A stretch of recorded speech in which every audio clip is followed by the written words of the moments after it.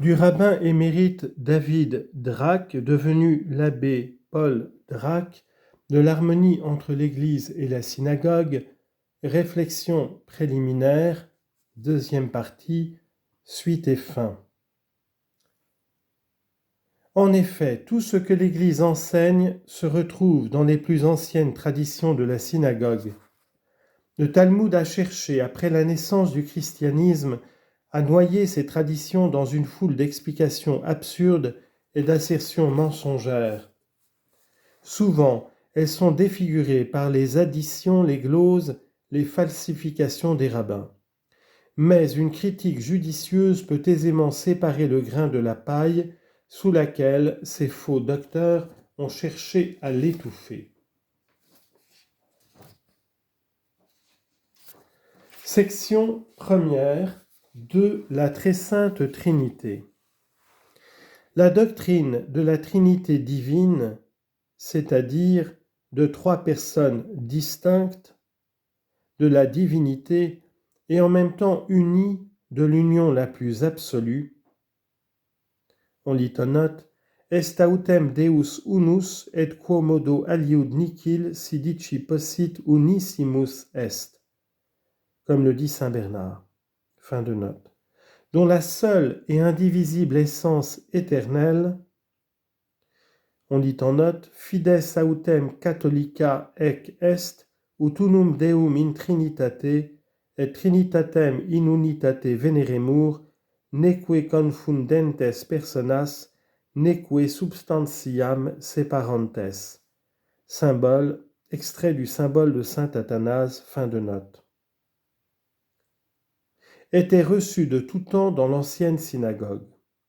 Quand notre Seigneur Jésus-Christ donne à ses disciples, qu'il avait choisis tous parmi les Juifs, la mission d'aller prêcher son saint évangile au peuple de la terre, il leur ordonne de les baptiser au nom du Père et du Fils et du Saint-Esprit. Matthieu chapitre 28, verset 19.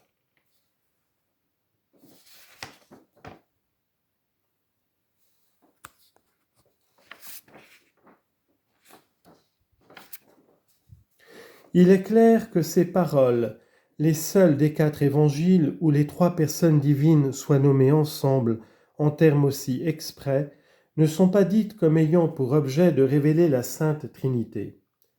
Si le Sauveur prononce ici les noms adorables du Père et du Fils et du Saint-Esprit, c'est pour prescrire la formule sacramentelle du baptême, la mention du grand mystère en cette circonstance à l'occasion du baptême produit sur l'esprit de quiconque lit l'Évangile l'effet d'un article de foi déjà connu et pleinement admis parmi les enfants d'Israël.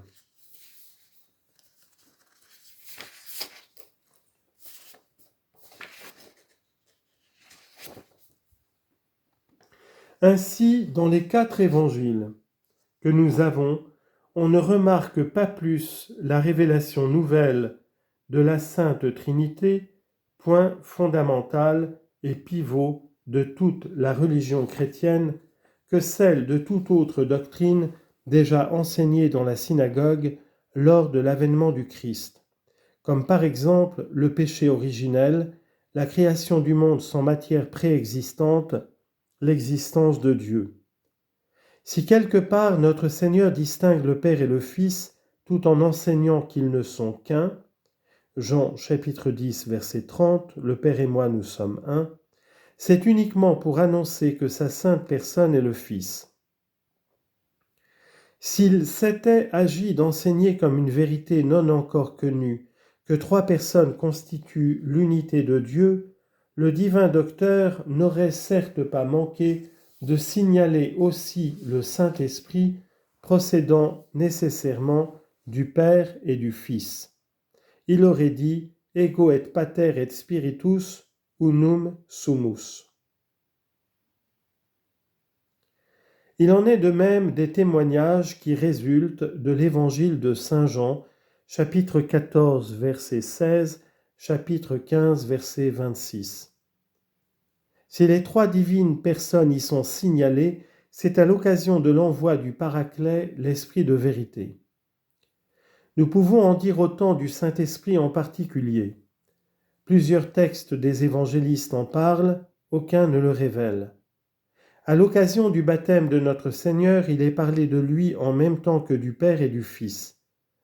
Matthieu chapitre 3 verset 16, Marc chapitre 1 verset 10, Luc chapitre 3 verset 22. Mais c'est uniquement pour raconter ce qui s'est passé lors de cet événement. Il est représenté comme déjà connu et adoré à titre de Dieu.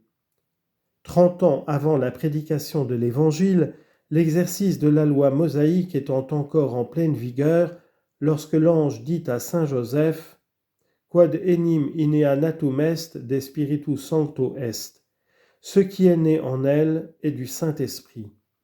Matthieu chapitre 1 verset 20. Il ne demande pas qu'est-ce que le Saint-Esprit, comme Pharaon avait demandé « Qui est Adonai ?» Exode chapitre 5 verset 2. En un mot, les évangélistes prennent pour point de départ le mystère de l'incarnation. Ils nous révèlent et nous prescrivent d'y croire. Quant à celui de la Trinité qui le précède, qui en est la base dans la foi, ils s'en emparent comme d'un point déjà manifeste admis dans la croyance de la loi ancienne. Voilà pourquoi ils ne disent nulle part « Sachez, croyez qu'il y a 3 personnes en Dieu ». En effet, quiconque est familiarisé avec ce qu'enseignaient les anciens docteurs de la synagogue, surtout ceux qui ont vécu avant la venue du Sauveur, sait que la Trinité en un Dieu unique était une vérité admise parmi eux depuis les temps les plus anciens.